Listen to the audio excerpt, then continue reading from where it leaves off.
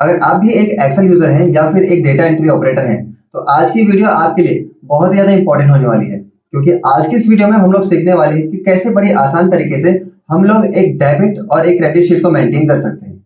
अब debit credit sheet क्या होती है?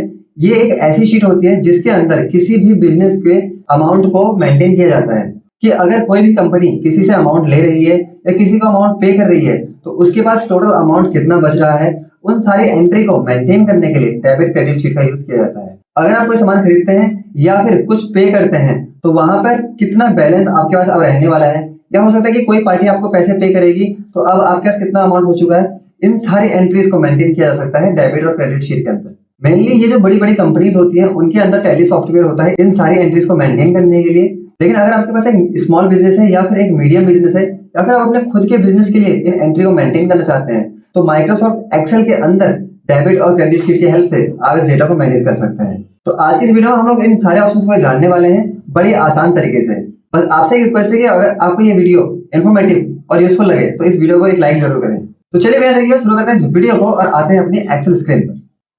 अब आप देख सकते हैं कि इस एक्सेल शीट पर मेरे पास एक डेटा बना हुआ है, जिसमें देखेंगे यहाँ पर डेबिट अमाउंट है, यहाँ पर क्रेडिट अमाउंट है और यहाँ पर है रिमेनिंग कैश। और ये जो शीट मेरे पास बनी हुई है, यहाँ पर मैंने अपने कुछ ट्रांजेक्शन अकॉर्डिंग टू डेट्स लिखी हुई है। अगर मैं कोई भी ट्रांजेक्शन इसमें से डिलीट करूं या इसमें कुछ एक्स्ट्रा ऐड करूं, तो इस ऑटोमेटिक शीट में वो आप देखेंगे कि डेबिट, क्रेडिट और रिमेनिंग कैश में ऑटोमेटिकली चेंजेस अप्लाई हो जाएंगे। जहां पर अगर मैं एक एंट्री इसमें आपके सामने इसको करके दिखाऊं, तो मैंने यहाँ पे लिखा 30 नवंबर 2023। अब इतना लिखने के बाद मैं यहाँ पे लिखता हूँ कि मैंने इस डेट को क्या किया है।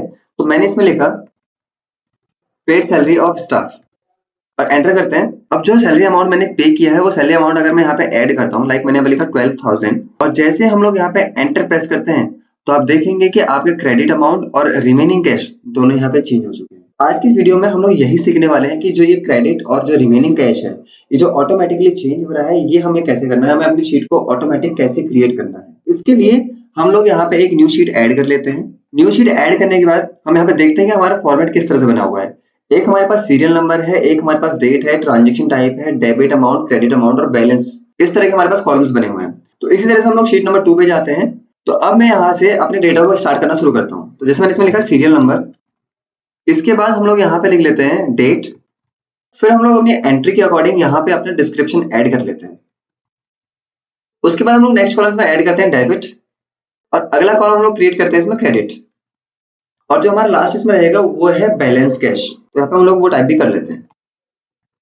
अब इतना करने के बाद इनके साइज को अच्छे से मेंटेन कर लेते हैं। जहां मैं इस पूरे एरिया को सेलेक्ट कर लेता हूँ, अब इनका साइज हमें किस तरह का रखना है हम थोड़ा बहुत इनको मैनेज कर लेते हैं। जैसे कि सीरियल नंबर का साइज थोड़ा सा कम कर लेते हैं, डेट का साइज थोड़ा ज्यादा बढ़ा लेते हैं, सेम हम डिस्क्रिप्शन के साइज को भी थोड़ा बढ़ाते हैं, थोड़ा सा बैलेंस कैश को भी यहाँ से बढ़ा लेते हैं। इतना करने के बाद ये हमारी हेडिंग्स हैं, तो हमें इन्हें हाईलाइट करने की जरूरत पड़ेगी। तो हाईलाइट करने के लिए हम लोग होम पे जाते हैं और यहाँ से कोई अपने अकॉर्डिंग जो कलर हमें सूटेबल लगता है वो कलर हम लोग यहाँ से सिलेक्ट कर लेते हैं। तो इसके लिए मैं अभी यही येलो कलर सिलेक्ट कर लेता हूँ, थोड़ा सा इसको बोल्ड कर लेते हैं और थोड़ा सा इनके टेक्स्ट साइज को भी बड़ा कर लेते हैं इस तरह से। अब इतना करने के बाद यहाँ पे हम लोग कुछ एरिया तक एंट्रीज करेंगे। तो मैं इतना एरिया सिलेक्ट करके यहाँ पे होम पे जाता हूँ और यहाँ से इस पे बॉर्डर्स अप्लाई कर लेते हैं। अब बॉर्डर्स के बाद हमें यहाँ पे क्या करना है, हमें एक रो इसमें खाली छोड़नी है और इसके बाद हमें यहाँ से एंट्री अप्लाई करनी है। तो यहाँ पे हम लोग अपनी सीरियल नंबर्स को ऐड कर लेते हैं। यहाँ मैं लिखता हूँ 1, यहाँ पे लिख लेते हैं 2। दोनों को लिखने के बाद इस पूरे एरिया को सिलेक्ट करते हैं और इनको ऐसे नीचे को ड्रैग कर लेते हैं। इतना करने के बाद यहाँ पे आती है डेट्स वाली एंट्रीज और यहाँ पे आते हैं डिस्क्रिप्शंस। तो इस डिस्क्रिप्शन के साइज को मैं थोड़ा सा और बड़ा कर लेता हूँ यहाँ से। तो अब हम लोग इस अपने डेबिट और क्रेडिट शीट को इस तरह से मैनेज करेंगे कि यहाँ पर हमारा जो भी अमाउंट ऐड होगा वो हम लोग ऐड करेंगे इसके अंदर, और जो रिमूव होगा उसकी एंट्री भी हम लोग इसके अंदर ऐड करेंगे। तो ये जो मेरी शीट है, ये मैं शीट क्रिएट कर रहा हूँ मंथली। आप मंथली भी कर सकते हैं, आप ईयरली भी कर सकते हैं। तो अगर मैं ये शीट मंथली क्रिएट कर रहा हूँ, तो यहाँ पर मैं ये लिख लेता हूँ कि मेरे लास्ट मंथ में कितना बैलेंस मेरे पास था, और जो भी बैलेंस था हमारा वो हम लोग यहाँ पे टाइप कर लेंगे। तो मेरे पास था 50,000 रुपए, तो मैं यहाँ पे लिख लेता हूँ 50,000। अब यहाँ पे बैलेंस में हम लोग क्या करेंगे कि जितना भी हमारा अमाउंट डेबिट में आते रहेगा वो हम लोग बैलेंस में ऐड कर देंगे। क्योंकि मेरे लास्ट मंथ का बैलेंस है, तो ये डेबिट अमाउंट और बैलेंस अमाउंट हमारा सेम रहेगा। तो हम यहाँ पे करते हैं इज इक्वल टू, और इस वैल्यू को थोड़ा सेलेक्ट कर लेते हैं और एंटर प्रेस कर देते हैं। थोड़ा मैं इस एरिया को जूम कर लेता हूँ यहाँ से, जिससे आपको क्लियरली दिख जाए यहाँ पे डेटा। अब इतना करने के बाद हम यहाँ पे क्या करते हैं, थोड़ा सा इसको और मैनेज कर लेते हैं। अब इन पूरे एरिया पे हम लोग अमाउंट ऐड करेंगे। तो इस पूरे एरिया को सिलेक्ट करके हम यहाँ से कीबोर्ड से करते हैं Ctrl+1 जैसे हम लोग यहाँ पे कंट्रोल 1 करेंगे हमारा फॉर्मेट सेल्स ओपन हो जाता है और यहाँ पे आने के बाद हम लोग करेंसी पे जाते हैं और हम इसे कर देते हैं ओके। और जैसे हम इसे ओके करेंगे आप देख सकते हैं कि इस वैल्यू के साथ आपकी करेंसी सिंबल ऐड हो चुकी है यहाँ पे। इसके बाद हम यहाँ पे क्या करेंगे कि हमारी जो भी एंट्रीज हैं उनको हम लोग नोट डाउन करेंगे नीचे को। अगर मैं कुछ डेट्स की यहाँ पे एंट्री करता हूँ, जैसे कि मैंने यहाँ पे लिखा 1 दिसंबर 23। अब इस डेट को मैंने जो भी ट्रांजेक्शन की वो मैं यहाँ पे लिख लेता हूँ। तो जैसे कि मैंने यहाँ पे लिखा परचेज ए कंप्यूटर, और भी मैंने यहाँ पे कुछ एंट्री की है तो मैं यहाँ पे लिख लेता हूँ 1 तारीख को मैंने और एंट्री किया था, यहाँ पे हम सेम डेट लिख लेते हैं, या फिर हम लोग कंट्रोल डी करके इसको कॉपी कर लेते हैं। इस डेट को कॉपी करने के बाद यहाँ पे हमारी जो भी नेक्स्ट एंट्री हुई है वो यहाँ पे लिख लेता हूँ। तो मैंने यहाँ पे 1 तारीख को और भी कुछ किया है तो मैंने यहाँ पे लिखा परचेज ए प्रिंटर, और फिर हमने यहाँ पे इस डेट को दोबारा कॉपी कर लेते हैं और यहाँ पे इसको चेंज कर लेते हैं। फर्स्ट की जगह में से कर लेता हूँ 2 दिसंबर को मैंने रिसीव किया है अपने गोडाउन का रेंट, तो मैंने यहाँ पे लिख दिया रिसीव्ड रेंट ऑफ गोडाउन। अब इतना करने के बाद अब इस फर्स्ट एंट्री के लिए मैं यहाँ पे अपना अमाउंट ऐड करता हूँ। जैसे कि हमने एक कंप्यूटर खरीदा था जो कि था 30,000 का, तो मैंने यहाँ पे लिखा 30,000, एंटर प्रेस करते हैं। आप देख सकते हैं यहाँ पे वैल्यू आ चुकी है, बट यहाँ पर बैलेंस शो नहीं हुआ। तो इस बैलेंस को शो करने के लिए हमें यहाँ पर एक फॉर्मूला टाइप करना पड़ेगा। तो फॉर्मूला लगेगा हमारा इफ का फॉर्मूला, इफ जो कि कंडीशन बेस पे रहता है। यहाँ पर मुझे इसको एक कंडीशन समझानी है, तो यहाँ पे मैंने किया इफ का मतलब होता है अगर, और इस अगर के लॉजिक टेस्ट में मैं यहाँ पे एक फॉर्मूला देता हूँ एंड का। तो मैंने यहाँ पे ये कहा कि अगर इस खाली जगह पे कुछ ना लिखा हो, यानी कि is equal to inverted comma और कुछ भी नहीं देंगे उसके अंदर, 2 डबल कोट आपको अप्लाई कर देना है कि इस जगह पे, इन दोनों की जगह पे, इस खाली जगह पे कुछ भी नहीं है, कॉमा, और यहाँ पर भी अगर कुछ नहीं है। तो अगर ये इज इक्वल टू है नथिंग, यानी कि 0 के बराबर है, कुछ भी नहीं है, तो उस कंडीशन में क्या है, देखिए जब तो कुछ नहीं होगा तो आपकी एंट्री आपको कुछ नहीं चाहिए होगी, आपको रिजल्ट कुछ भी नहीं चाहिए होगा, तो आप यहाँ पे दोबारा डबल कोट दोबारा अप्लाई कर दीजिए। तो उस कंडीशन में कुछ भी नहीं आएगा, फिर आप कर दीजिए यहाँ पे कॉमा। फिर आप देख सकते हैं वैल्यू इफ फॉल्स, कि अगर दोनों जगह लिखा हुआ होगा, क्योंकि अगर दोनों जगह नहीं लिखा हुआ तो कुछ भी नहीं आएगा। तो बची हुई कंडीशन रहेगी दोनों जगह लिखा हुआ है, यानी कि दोनों जगह लिखा हुआ है, तो उस कंडीशन में आपके बैलेंस में जो भी आपका डेबिट हुआ होगा अमाउंट वो प्लस हो जाए और उसमें से माइनस हो जाए आपका क्रेडिट अमाउंट। अगर अमाउंट डेबिट होगा तो वो प्लस हो जाएगा और अगर अमाउंट क्रेडिट होगा तो वो माइनस हो जाएगा। तो हम यहाँ पे ब्रैकेट को क्लोज करते हैं और यहाँ पे कर देते हैं एंटर। अब इतना करने के बाद आप देख सकते हैं कि अगर मेरे पास 50,000 बैलेंस था, जिसमें मैंने 30,000 की एक एंट्री की, तो 20,000 मेरे पास अब बैलेंस है। साथ मैंने कुछ और भी एंट्री यहाँ पे की हुई है। अब मैं इस वैल्यू को यहाँ से नीचे को ड्रैग कर देता हूँ पूरी इस लोकेशन तक, जहां पर आप देख सकते हैं यहाँ पर कुछ भी अभी शो नहीं हो रहा है। अब जैसे ही मैं यहाँ पे ऐड करता हूँ प्रिंटर का अमाउंट, मैंने 10,000 का एक प्रिंटर ऐड किया है, तो आप देख सकते हैं कि अब मेरे पास बैलेंस सिर्फ और सिर्फ 10,000 बचा हुआ है। साथ में मेरे पास रेंट आया गोडाउन का, तो जो कि मैं क्रेडिट में ना करके मैं डेबिट अमाउंट में उसको ऐड करता हूँ। तो गोडाउन का रेंट है 25,000 जो मैंने यहाँ पे लिखा, और लिखने के बाद जैसे ही मैं यहाँ पे एंटर प्रेस करता हूँ तो आप देख सकते हैं कि आपका बैलेंस कैश जो है वो ऐड हो चुका है 10,000 में प्लस 25 जो अब हो चुका है 35,000 का। तो ये एंट्री हम लोग कुछ इस तरह से मैनेज कर सकते हैं। अब यहाँ पे बारी आती है आपके फॉर्मेटिंग की, यानी कि आपने एक डेटा तो क्रिएट कर लिया है, लेकिन जो ऑटोमेटिक फॉर्मेट सेट यहाँ पे बन रहा था वो कैसे किया जाए। उसके लिए आपके पास ऊपर 4 रो हैं। आपको अगर एक्स्ट्रा रोज ऐड करनी होती हैं तो आप इस जगह पे क्लिक कीजिए, होम टैब में जाइए और यहाँ से आप कर दीजिए इंसर्ट। ये आप कर सकते हैं या आप कीबोर्ड से कर सकते हैं कंट्रोल एंड प्लस। तो आपके यहाँ पे रो ऐड हो चुकी है, तो मैं इसमें एक और ऐड कर लेता हूँ कंट्रोल प्लस। अब मुझे क्या करना है, इतने पोर्शन पे फॉर्मेट देना है, तो मैं इतने पोर्शन को सिलेक्ट करता हूँ। यहाँ से सिलेक्ट करने के बाद हम होम पे जाते हैं। होम पे आने के बाद हम यहाँ से इसको कर देते हैं मर्ज। मर्ज करने के बाद इस पोर्शन पे मुझे थोड़ा सा कलर चाहिए, तो कलर के लिए हम लोग इस पोर्शन पे चले जाते हैं। अब आपको जो भी कलर सूटेबल लगे वो कलर आप यहाँ से चूज कर लीजिए। तो यहाँ पे कई तरह के कलर्स होते हैं, उनमें से मुझे कौन सा कलर इसमें अप्लाई करना है तो मैं यहाँ से सिलेक्ट कर लेता हूँ। तो अभी के लिए मैं इसमें ग्रीन ही सिलेक्ट कर लेता हूँ। अब इतना करने के बाद यहाँ पर हमें डेबिट, क्रेडिट और बैलेंस के लिए कुछ बॉक्सेस ऐड करने होंगे। उसके लिए हम लोग जाएंगे इंसर्ट टैब के अंदर, जहां से हम लोग जाएंगे शेप्स में, और यहाँ से आप अपने अकॉर्डिंग वो शेप इसमें ऐड कर दीजिए जो शेप आपको वहां पर देखना है। तो मुझे ये राउंडेड रेक्टेंगल उस चीज के लिए सही लगता है, तो मैंने यहाँ पे आके एक राउंडेड रेक्टेंगल यहाँ पे क्रिएट कर लिया।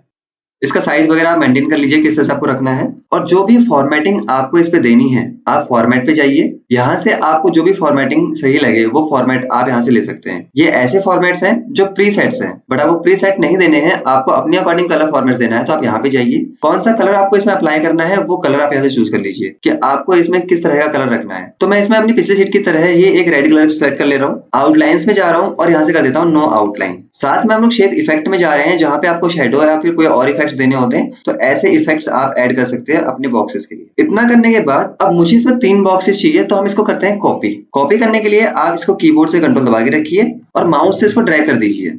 इसको मैं यहाँ पे रख लेता हूँ और माउस के क्लिक को छोड़ देता हूँ। सेम हम लोग कंट्रोल दबा के रखते हैं और फिर से ड्रैग करते हैं। यहाँ रखने के बाद माउस के कर्सर को छोड़ देना है। ये कुछ इस तरह से यहाँ पे आ चुका है। अब आपको गैपिंग मैनेज करनी होती है तो आप यहाँ से मैनेज कर सकते हैं कि कितना गैप आपको इसके अंदर रखना है, लेफ्ट राइट टॉप बॉटम में।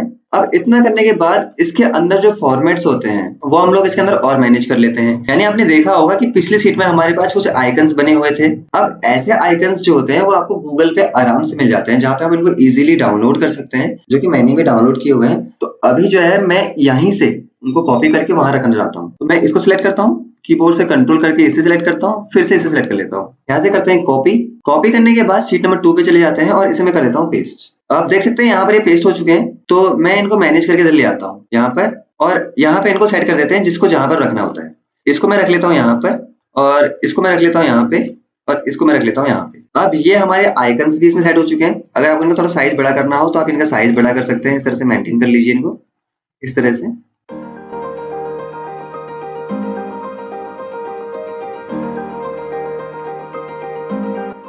अब साइज मेंटेन करने के बाद यहाँ पे बारी आती है कि जो हमने लिखा हुआ है इसमें कि ये हमारा डेबिट अमाउंट है, ये हमारा क्रेडिट अमाउंट है या फिर बैलेंस है, जो भी चीज हम लोग इसमें लिखनी होती है तो वो हम लोग किस तरह से लिखेंगे। उसके लिए आपको इंसर्ट में जाना है, यहाँ शेप में चले जाना है और यहाँ से आप किसी भी टाइप की शेप को ले लीजिए। मान लीजिए मैं रेक्टेंगल ही ले लेता हूँ इसमें।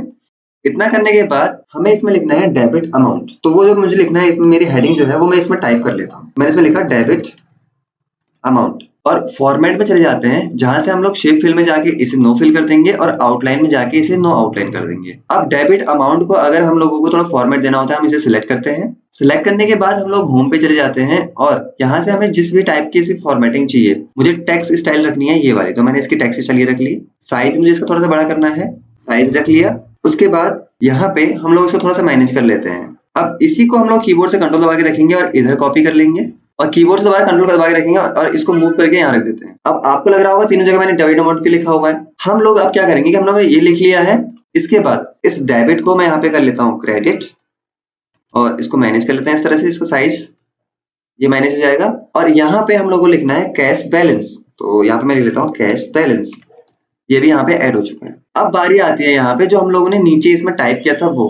तो उसके लिए मुझे क्या करना है, यहाँ पे इस अमाउंट के लिए मुझे यहाँ पे पहले इस जगह पे प्लस और माइनस करना होगा, यानी मुझे अपने डेबिट अमाउंट क्रेडिट अमाउंट को देखना होगा सही से। तो यहाँ पे मैं क्या करूंगा कि यहाँ पे मैं करूंगा इज इक्वल टू और यहाँ पे एक सम का फॉर्मूला अप्लाई करके इस सारे डेबिट अमाउंट को जोड़ना चाहूंगा। तो मैंने सिलेक्ट किया और यहाँ पे एंटर प्रेस कर देते हैं और यहाँ पे हम करते हैं इज इक्वल टू, हम यहाँ पे करते हैं सम करने के बाद हम इस टोटल अमाउंट को सिलेक्ट करते हैं और यहाँ पे एंटर कर देते हैं। अब इस बैलेंस केस में हम लोग क्या करेंगे, हम करेंगे इज इक्वल टू हमारा टोटल डेबिट अमाउंट और उसमें से हम लोग माइनस कर देंगे हमारा क्रेडिट अमाउंट। तो जैसे हम यहाँ पे एंटर प्रेस करेंगे तो जो बैलेंस हमारा यहाँ पर है वही बैलेंस हमारा यहाँ पर शो हो जाता है। अब मैं कोई भी अगर चेंजेस अप्लाई करूंगा तो वो यहाँ पर भी होंगे और वो चेंजेस यहाँ पर भी होंगे और इन चेंजेस को मुझे शो करना है हमारे बॉक्सेस में फॉर्मेटिंग के तौर पे। तो इसके लिए हम लोग यहाँ पे क्या करेंगे कि हम लोग इनको दोबारा से कॉपी करेंगे। इसे हम सिलेक्ट करेंगे, कंट्रोल से इसे सिलेक्ट करेंगे, फिर कंट्रोल से इसे सिलेक्ट करेंगे, कीबोर्ड से करते हैं कंट्रोल सी और फिर कर देते हैं कंट्रोल वी।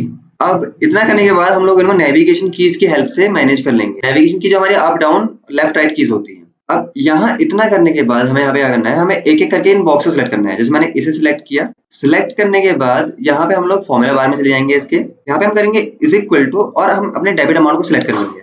ये इस अमाउंट को इसमें ऐड कर देगा। हम यहाँ पे एंटर प्रेस करते हैं, आप देख सकते हैं यहाँ पे 75,000 आ चुका है। और यहाँ पे हम लोग इस क्रेडिट अमाउंट सेलेक्ट करते हैं, यहाँ से कंट्रोल ए करके पूरा डेटा सेलेक्ट कर लेंगे और यहाँ पे चले जाएंगे जहाँ से हम करेंगे इज इक्वल टू। फिर हम लोग इसे सेलेक्ट करेंगे और यहाँ पे एंटर प्रेस कर देते हैं। हमारा ये अमाउंट भी यहाँ पे शो हो रहा है। सेम हम लोग कैश बैलेंस में क्लिक करते हैं और यहाँ पे जाके हम करते हैं इज इक्वल टू और यहाँ पे अपने बैलेंस को सेलेक्ट कर लेते हैं और एंटर प्रेस करते हैं। तो हमारा बैलेंस भी यहाँ पे होने लग गया है। अब इतना करने के बाद हम इन तीनों में से किसी एक को फॉर्मेट दे देते हैं। तो हम यहाँ पे इसे सिलेक्ट करते हैं और यहाँ पे चले जाते हैं होम पर। होम पे आने के बाद आप इसका टेक्स्ट कलर कर लीजिए यहाँ से व्हाइट, जो आपको कलर चाहिए होगा। साथ में अगर आपको बोल्ड रखना है तो उसे बोल्ड रखिए। इसका फॉन्ट का स्टाइल आपको कौन सा रखना है, यहाँ से आप फॉन्ट स्टाइल सेलेक्ट कर लीजिए।